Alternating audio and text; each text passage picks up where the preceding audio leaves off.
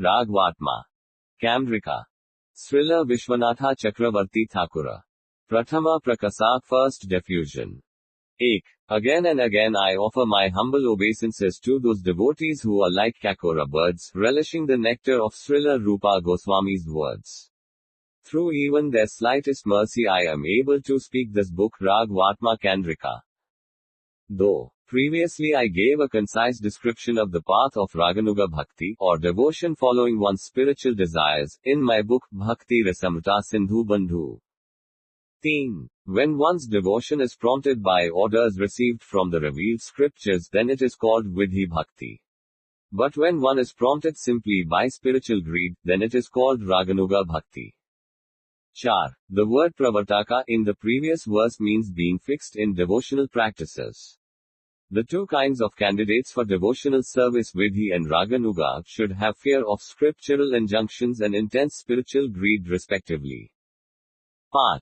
Srila Rupa Goswami has personally given the following definition of lobha, sacred greed.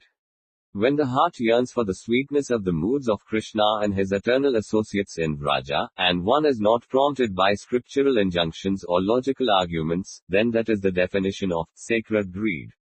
If one thinks, let such greed arise in me also, after hearing about moods such as the transcendental conjugal mood toward Krishna of his associates the gopis in Vraja, then one need not wait for suitable sanctions from the revealed scriptures or logical arguments.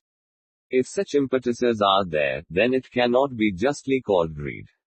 This greed never arises in anyone on such basis, nor does the candidate ever consider whether he is qualified for the path of Raganuga Bhakti or not.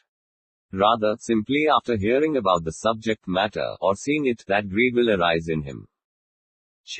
There are two causes for the appearance of greed, the mercy of God or the mercy of another anuragi devotee.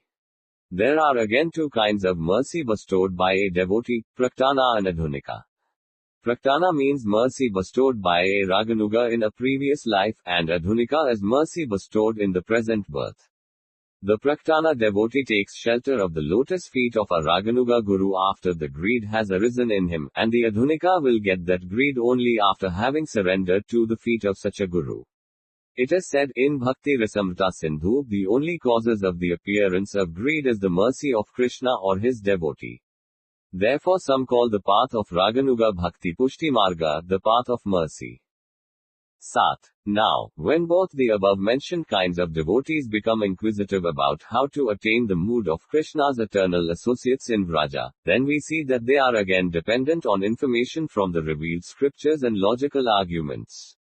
The way can only be shown through the rules set forth by the scriptures and their resultant logical arguments. There is no other way. Just like when one is greedy for cow's milk, one must ask someone who knows about it how to get that milk, and one is dependent on that person's instructions. That person will say, you should buy a cow, and will also instruct one how to bring the cow, how to feed it grass and how to milk it. One does not attain the required knowledge just like that, without being instructed.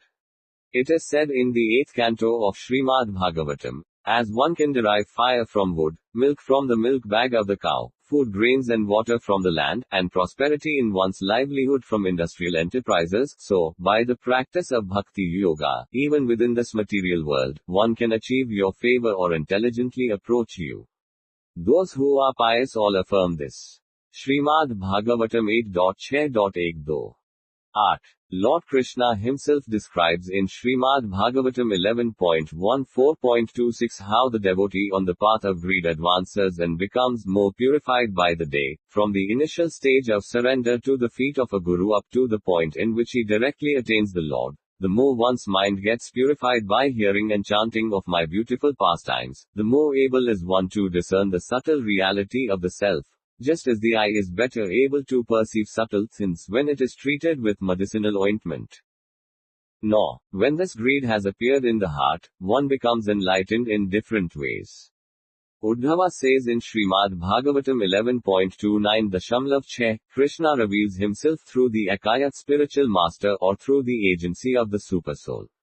Thus some devotee attains knowledge about the moods of Krishna and his Vraja associates from the mouth of a guru, some from the mouth of a learned Raganuga devotee, and some whose hearts have been purified by the practice of devotional service will have this knowledge directly revealed to them from within their hearts.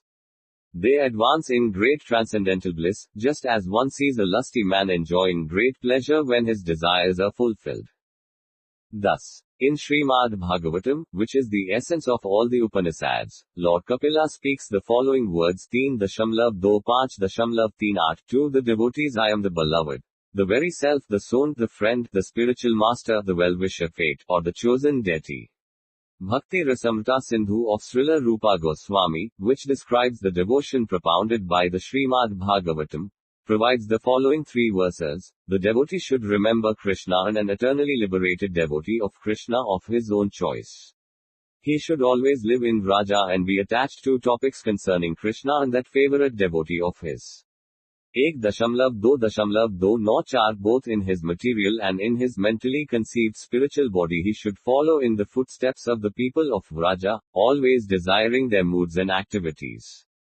1.2.2.9 The practitioner of Raganuga Bhakti should also perform all the limbs of Vidhi Bhakti, such as hearing and chanting, as far as they are favorable.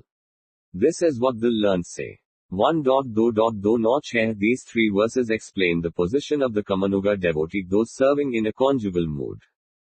11. First of all, through the words remembering Krishna, Braz 1.2.2.4 it is indicated that remembrance, Smaranam, is the main item of Raganuga Bhakti. Rag is a special feature of the mind. The beloved is the Lord of Vrindavan, Sri Krishna, who enjoys pastimes suitable to his own mood.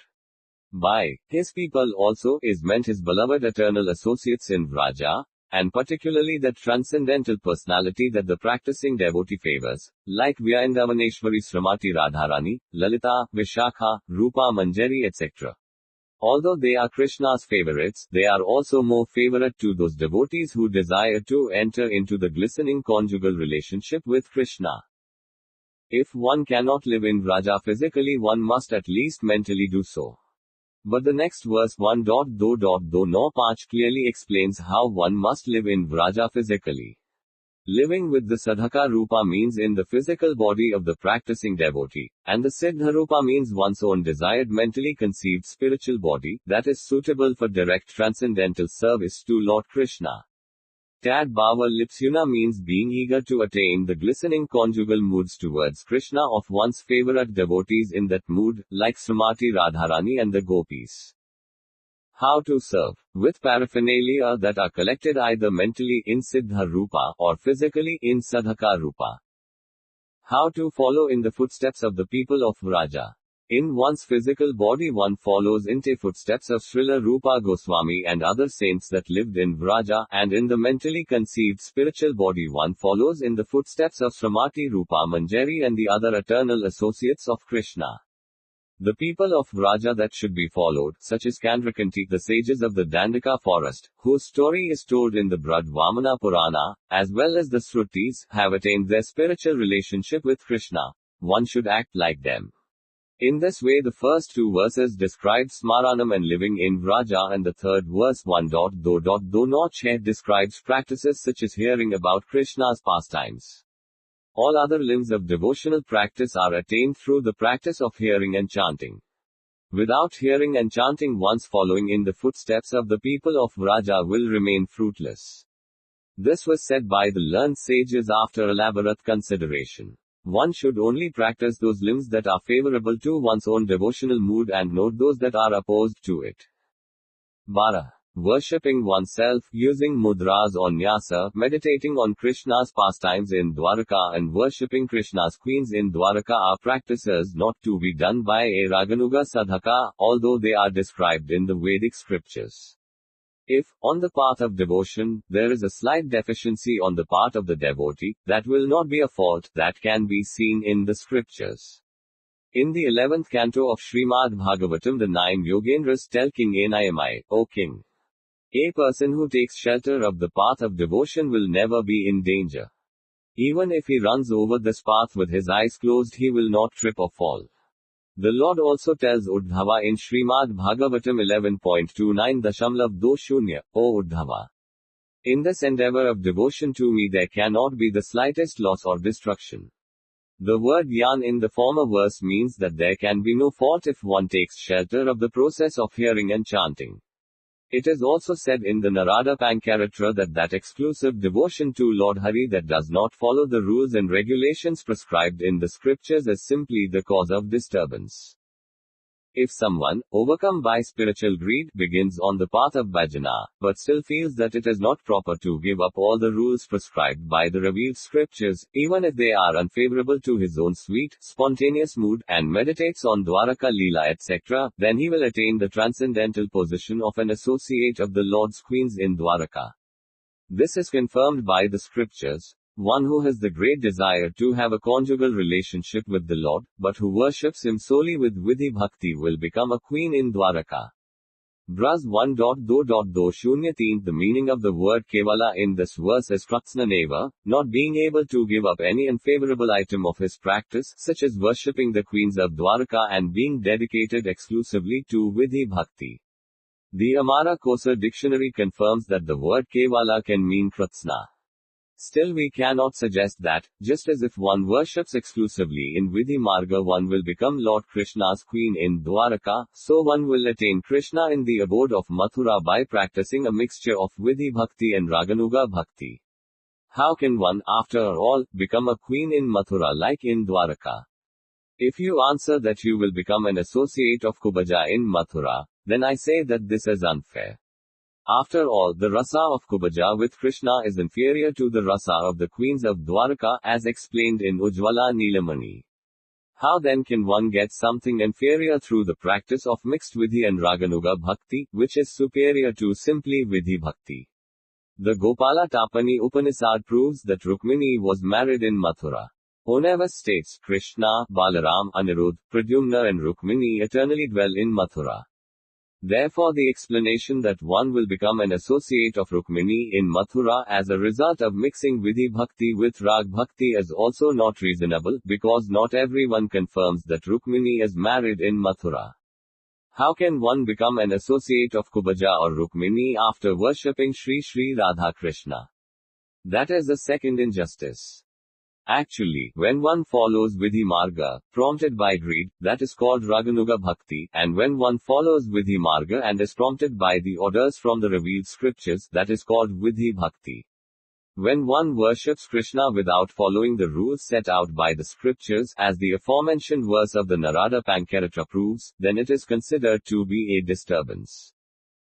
Tera. The scriptures show 5 kinds of devotional practices to make clear which limbs of devotional service are to be practiced in Raganuga Bhakti, what they are like, what is their actual nature, what is to be done and what is not to be done. They are, those which are filled with the desired mood, those which are related to the desired mood, those which are favorable to the desired mood, those that are not opposed to the desired mood and those which are opposed to the desired mood. Of them, some are both the practice and the goal, the only difference being that the former are in an unripe state, and the latter are ripe. Some are the direct cause of attaining the goal prima, some are the indirect cause, some are helpful, some are harmful and some are neutral. All these divisions have been shown. Choda. Servanthood, friendship and so on are all both the means and the goal and are swabhista bhavamaya, full of the desired mood. Items of bhajana, from taking shelter of the feet of a guru, up to mantra japa and meditation, are bhava sambandhi or related to the desired mood, and are direct causes for attaining the goal, love of God. Statements such as always do japa with a fixed mind, indicate nitya kratya, or perpetual duties. Those who follow the order of the Gaura Ganodesa Dapika, always do japa of Krishna's holy name, which is related to the desired mood, in their mentally conceived spiritual bodies, are also called, related to the desired mood, which is a direct cause for attainment of their goal. The explanation of the Gopala mantra according to Gaura Ganodesa Dapika is, the lover of the gopis Gopijana Vallabha is pervading all my senses Govinda. Krishna's holy name in the form of the 18-syllable or 10-syllable Gopala mantra is the best example of what is related to the desired mood.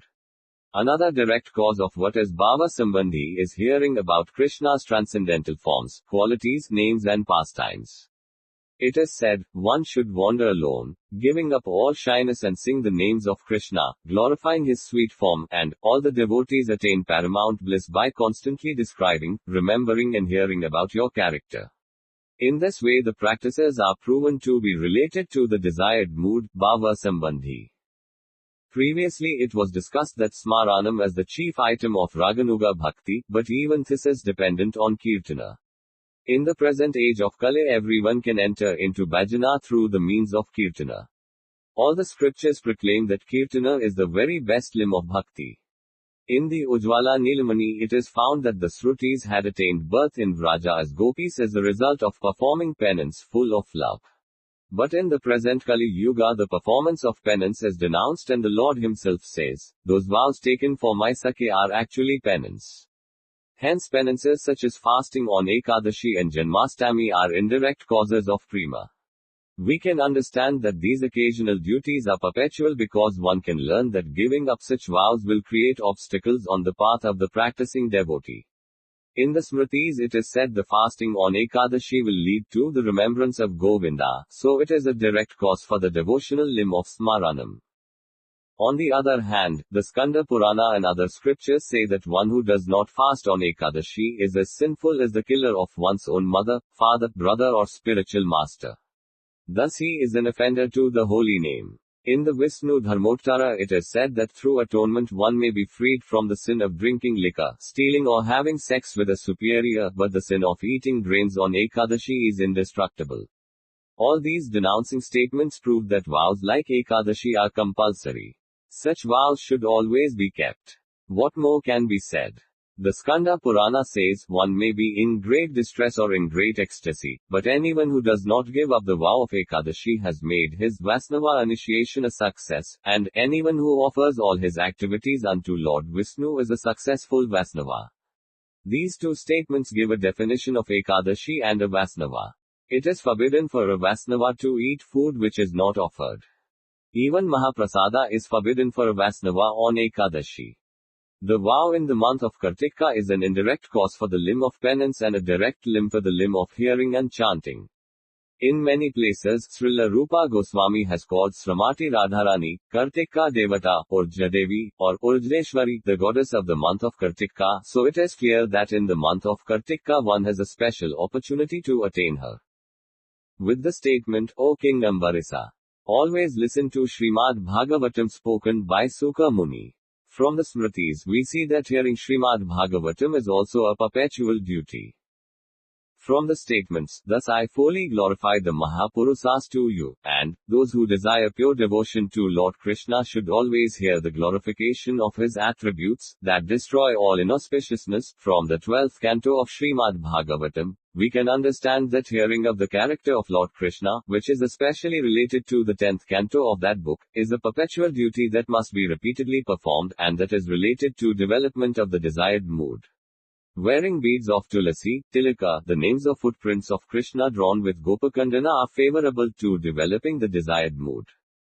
Serving tulasi, circumambulating and offering obeisances are also favorable to developing the desired mood. Honoring cows, dhatri and aswatha trees and brahmanas is not opposed to developing the desired mood and is helpful, but serving the Vaisnavas is the most special item. This should be counted amongst all that is mentioned.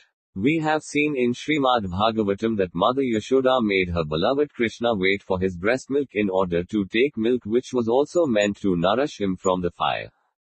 For this she had to leave Krishna who was sucking her breast. Similarly, it is also not improper for a Raganuga devotee to pay attention to the above-mentioned limbs of devotions which nourish the male limbs of hearing and chanting. Meditating on oneself, Nyasa, Mudira, meditating on Dwarakalila and worshipping Lord Krishna's queens are harmful for developing the desired mood and are practices that should not be performed. Hearing stories from the Puranas are neutral factors. They are not helpful, nor are they harmful. Although there is no transformation or change in transcendental devotion, it has nevertheless been divided in parts like direct cause, etc., to make it more easily understandable, which it would not have been otherwise. Just as it is said in the devotional scriptures, the 6 bhavas like sneha are manifestations of prema, and the rasa sastras define rasa with words like vibhava and so on. So I have also used terms like upadana karana, indirect causes, etc. to make my point more easily understandable. May the saints forgive me. Dvitiya Prakasat, second diffusion. 1. Sri Simasundara is always so absorbed in his pastimes with the beautiful girls of Raja who have accepted Cupid as their friend, that he is not aware of any loss, exhaustion, household duties, danger, fear, worry or defeat by his enemies. From all this we can understand that he has no chance to think of anyone else but Srimati Radharani and the gopis of Raja, since he is bewildered by his loving pastimes with them. How will he then accept the service rendered to him by the countless Raganuga devotees who come to him from different directions and from different countries? Who will listen to all the different prayers that are offered to him?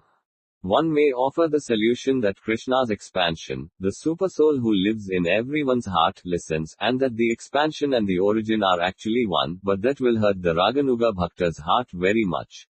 What is then the solution? The answer can be found in the words of Uddhava. He says, O Lord, when you considered whether or not it was proper to kill Jarasandha and to go to the Rajasuya sacrifice, you called me to you and said, O Uddhava, what should I do now? Like a bewildered person, you bewildered me at that time, acting like an ignorant, yet omniscient man who needed advice from a counselor, although you are not conditioned by time and space and you are full of causeless knowledge eternally. But if someone will explain that in this case you seemed bewildered, but actually you weren't, then that is also not right, because your activities are without endeavor and your birth is birthless amidst all these words. This proposal is useless. Therefore we should not explain it in the latter way. We must accept that just as Krishna is sometimes bewildered in his Dwaraka pastimes, although he is omniscient, similarly by his inconceivable potency he is sometimes omniscient in his Vrindavan pastimes, although he is bewildered. We must therefore accept the words of Bilvamangala Thakura in Krishna Karnamrita, in all his pastimes the Lord is simultaneously bewildered and omniscient. Though, in this case omnisciency means that Krishna has great power and opulence, not sweetness, and outside of his majestic pastimes he is only sweet when he imitates humans in his pastimes. This is what those with firm intelligence say. 13. Now we will define sweetness. Sweetness is there when the human mood is not violated, regardless of whether Krishna shows his divine prowess or not. For example, when baby Krishna killed the witch Putana, he was playing a human child by sucking her breast. Although he smashed the cart demon, he did so by kicking it with his tender foot soles while he was a baby of only 3 months, lying flat on his back. Although he bewildered Lord Brahma and Balaram by showing innumerable Vishnu expansions of himself, he also tended the calves and cows. He stole the milk and curd of the cowherd women in an unseen way, and he had conjugal relations with many gopis while displaying his divine prowess by expanding himself into as many forms as there were gopis. If performance of merely human pastimes with much bewilderment and without any display of prowess is called sweetness, then the bewilderment of a naughty playful child would also be called sweetness.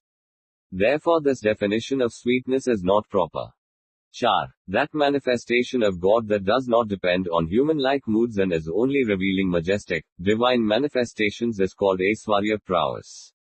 When Krishna showed such Aiswarya in his four-armed form when he appeared in Mathura to Vasudeva and Devaki, he told them, I showed you this four-armed form of mine so that you can remember my previous birth.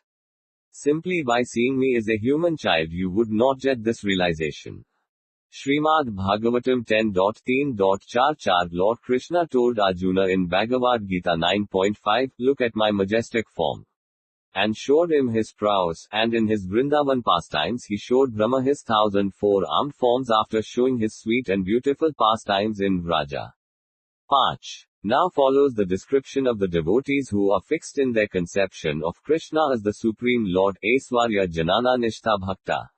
Vasudeva tells Krishna and Balaram in Srimad Bhagavatam, you are not our sons but you are directly the Supreme Personality of Godhead. And when Arjuna sees Krishna's universal form in Bhagavad Gita chapter 11, he says, O Krishna, please forgive me for whatever I may have said to you in the past due to love and bewilderment.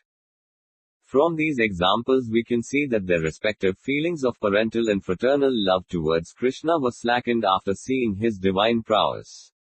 This is called Aiswarya Janana. And Madhurya Janana is that mood which does not cause a heart attack or even the slightest feelings of awe after seeing some display of his prowess, because feelings of intimacy are already firmly established in the heart. For example, the gopis described Krishna as follows in Srimad Bhagavatam 10th Canto Chapter 35, when he returned to the village after herding his cows in the forest. Krishna is being praised by demigods who surround him and worship him with songs and flowers, and, on the way Brahma and other demigods praise his feet. Despite the fact that Sridhama and Sudama and the other cowherd boys saw the demigods offering prayers and flowers to Krishna, there was not the slightest slackening of their pure fraternal love for him visible in them, and the beautiful girls of Vraja remained fixed in their sweet romantic feelings for him despite hearing about his prowess. In the same way, the pure parental love of Mother Yashoda was not diminished even slightly despite Nanda Maharaja's consoling words to Vrajvasis. Her love for Krishna rather increased, and thoughts like, "I am blessed that my son is the Supreme Lord himself," appeared in her heart. Even a mundane mother whose son becomes the ruler of the world still shows her motherly love for him. The intimate moods of the cowherd boys, who may think, "We are blessed that our friend is the Supreme Lord," and the gopis, who may think, "We are also blessed that our beloved is the Supreme Lord," are rather strengthened when they hear about Krishna's divine prowess. In times of meeting, Aiswarya Janana is not fully manifest. The moon rays of union are very cool, but the time of separation is as hot as the sun's rays. These statements fully reveal Aiswarya Janana. Nevertheless, if there is no reverence that causes a heart attack and the resultant esteem during the manifestation of Aiswarya Janana, then it cannot be really accepted as Aiswarya Janana. In his descent is Ram. He pierced the king of monkeys Bali like a hunter. An ordinary hunter kills creatures because he likes the meat, but he killed Bali without any reason, so he is even more cruel than a hunter. Again, being controlled by a woman, his wife Sita, he cut Surpanakha's nose and ears off. In his descent as Vamana, he accepted the worship of Bali Maharaja like a crow and then bound him up. Therefore, there's no need for us to make friends with dark-complexioned men. But still, it is difficult to stop talking about him. Before Krishna lifts Govardhana hill, the Vrajavasis were not aware of his divinity. But after he lifted Govardhana hill and had gone to Varuna Loka, the hearts of Vrajavasis were, after initially realizing him to be the Lord himself, at once filled with sweet feeling of love towards him. One has never heard even a single word like, "You are not our sons, you are the Supreme Personality of Godhead," from the mouth of Nanda Maharaja, like they were spoken by Vasudeva to Krishna and Balaram, even after he had heard from Varian and Uddhava that Krishna is the Supreme Lord. Therefore the Vrajvasis were always full of Madhurya Janana, but Krishna's associates in Dwaraka were filled with Aiswarya Janana mixed with Madhurya Janana. Sat. The next question is, did Krishna, while playing human-like pastimes as the son of Nanda in Vrindavan, know he is God in the same way as he knew it is the son of Vasudeva in Dwaraka, or not? If you say yes, then I say he would not have been able to cry tears of fear while he was being bound with ropes by Mother Yashoda. It does not look good on learned devotees to explain that he was simply pretending to be afraid, and that's why he was crying tears. Only a less intelligent society would have given such an explanation. If intelligent devotees would give this explanation, then the words of Queen Kunti in Srimad Bhagavatam 1.8.31, "Mother Yashoda took up a rope to bind you when you committed an offense, and your perturbed eyes overflooded with tears which washed the Kalirayam from your eyes. And you were afraid, trying to hide your face, although fear personified is afraid of you. This sight is bewildering to me," would never contain the word, Vimoha, enchanted. The purport of this verse is that Kunti's conception as Aiswarya Janana. That is why she says that even fear personified is afraid of you, with the words Bhaya Bhavamaya Stitisya, that he is afraid by meditating on fear. It is proven that Kunti finds Krishna genuinely afraid in his heart. If Kunti had thought that Krishna was simply pretending to be afraid, then she would not have been bewildered. And if you say, alright, so Krishna did not know that he is God, but then by whom or what was his eternally perfect, blissful omniscience covered over? Then I say, it is the essence of Krishna's sit or knowledge potency named prema or love of God, that covers him over, making him forget his actual identity, although he is ecstasy personified, for the sake of increasing his own ecstasy, just as avidya, or the ignorance potency of Maya keeps all the living beings bound up in the material world, making them experience only suffering. And the transcendental energy Yogame covers over the God knowledge of Krishna's transcendental associates in Vrindavan like Mother Yashoda, making them experience his all-sweet human-like pastimes. There can be no fault in prema covering over his knowledge of his Swarupa. Just as ignorance binds up the conditioned souls with the ropes of mindness, giving them simply misery and making them prisoners bound with ropes and chains that give them much pain, so also as the body of a respectable person bound by valuable pleasure-giving clothes and a turban and so on. In the same way the conditioned soul's ignorance leads to his misery and Krishna's ignorance makes him very happy, because he is controlled by love.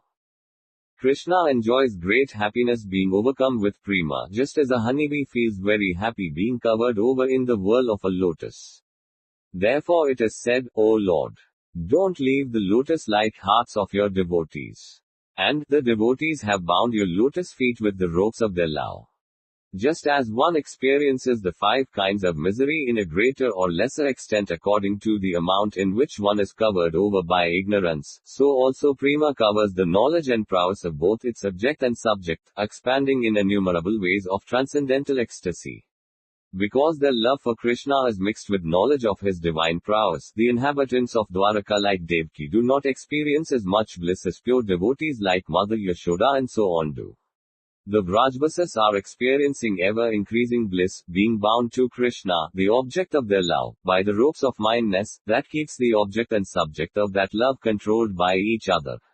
Krishna, being bewildered by the love of Mother Yashoda and others, does not know about his own godhood. When some disturbance is caused by a demon or by a forest fire, then Krishna manifests his omniscience, but that is only for the sake of protecting his devotees, and the Leela Sakti then makes him aware of his power. Previously, in verse 1, it was already corroborated that his inconceivable potency makes him able to accept the service offered to him by the practicing devotees, even when he is bewildered by loving bliss. In this way we have considered Vidhi Marga, Rag Marga Aiswarya and Madhurya and Aiswarya Janana and Madhurya Janana. The philosophy of Swakiya and Parakiya has been explained in my commentary on Srila Rupa Goswami's Ujjvala Nilamani. There it is seen that if one worships Sri Sri Radha Krishna on the Vidhi path one attains Aiswarya Janana without differentiation between Swakiya and Parakiya Bhava in the Golok sphere within Mahavakuntha. When one is greedy after the Madhurya Bhava, but one holds on to the Vidhi Marga, one attains the position of associate of Satyabhama in Dwaraka's Swaki Rasa, knowing that Radha and Satyabhama are one. This is a blend of Aiswarya Janana and Madhurya Janana. And when one worships solely on the path of Rag, one attains pure Madhurya and the position of associate of Srimati Radharani in Vrindavan's Parakiya Bhava. Although Srimati Radharani is Krishna's very own pleasure potency and Krishna also belongs to Srimati Radharani, still one must meditate upon Sri Sri Radha Krishna within their pastimes, never only upon them without their pastimes. None of the descriptions of these pastimes, nor any of the scriptures revealed by the sages has corroborate a marital status for Radha and Krishna in Vrindavan. Therefore Radha has a Parakiya relationship with Krishna, both in the Prakata and Aprakata pastimes. In this way the essence of all topics has been briefly described. Sat. Now it will be described how the Raganuga Bhakta gradually advances through the stages of Anartha Nivritti, Nishtha, Ruchi and Asakti up to the stage of Prema and the direct attainment of the beloved deity. In the Ujjvala Nilamani it is said that those who are specially attracted to the mood of the Vrajvasis and thus perform Raganuga Bhakti will attain that abundance of eagerness that is needed for performing Raganuga Bhajana and will take birth in Vraja in groups of 1, 2 or 3 at the same time. Here the word Anuragogha means that eagerness that makes one qualified for doing Raganuga Bhajana. The Anuraga mentioned here does not refer to the Sthai Bhava of that name, because the Sthai Bhava named Anuraga cannot be attained within a material body. The words "he takes birth in Vraja" means the sadhaka takes birth from the womb of a Nityasiddha Gopika, just as Krishna's eternally beloved gopis appear with him when he descends to the earth. After that, gradually Sneha, Mana, Pranay, Rag, Anuraga and Mahabhava will become manifest in the Gopika body of that sadhaka by hearing and chanting and seeing the greatness of Krishna's eternally liberated gopis. These moods could not possibly arise in the material body of the sadhaka in his previous birth. In this way, the extraordinary greatness of Krishna's beloveds in Vraja has been shown. In Srimad Bhagavatam, it is said that the gopis attained the pinnacle of transcendental bliss by seeing Govinda. Without him, they experienced a moment to last 100 ages. Their statement in Srimad Bhagavatam 10.31.15, without seeing you we consider a second to last like an age, is a symptom of Mahabhava. One may ask, why don't you say that when the sadhaka attains the stage of prema and leaves his body, he will take a gopika body in the spiritual world without taking birth from the womb of a gopika, after which he manifests sneha etc. there in that body through the association of the eternally perfect gopis? The answer here is, no, that will not happen, because then one cannot get a harmonious acquaintance according to the human-like pastimes there, like, whose daughter is this Sakhi? Whose wife is she? Whose daughter-in-law is she? Alright then, one may say, then what is the harm in taking birth in the Aprakata Leela? Then the answer is, no, that also cannot be. Sadhakas or materially conditioned souls cannot enter into the transcendental manifestation named Sri Vrindavan Dhamma. Only perfected souls can enter it. Even through one's own sadhana, the moods of sneha and so on are not easily attained. Therefore, those devotees for whom Yogame, for the sake of perfecting their moods like sneha etc., arranges that prema as manifest in them after they take birth in Krishna's materially manifest pastimes in Sri Vrindavan Dhamma and before they attain Krishna's bodily association, are taken to Krishna's materially manifest pastimes in Vrindavan.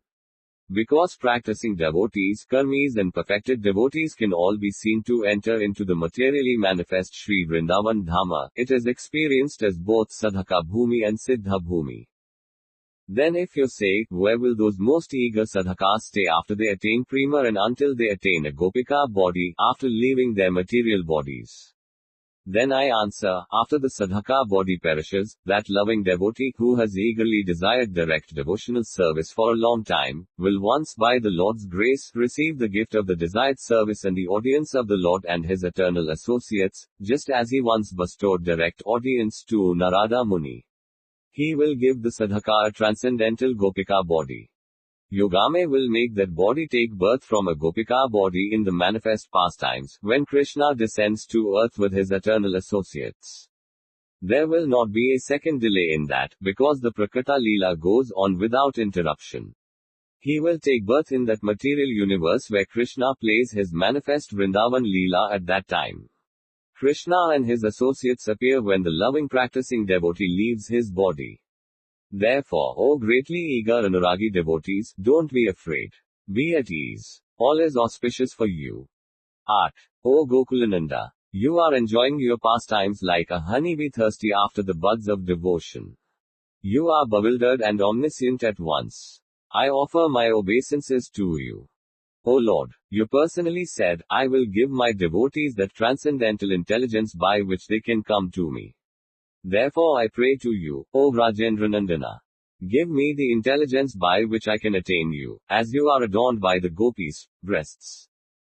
That Raganuga Bhakti that is always fully transcendental to all scriptural injunctions in all respects and that is to be blamed by Bhagavad Gita verses such as those who give up all scriptural injunctions to worship with mere faith, and food made without regulations has always caused disturbance, is causing disturbance and will cause disturbance.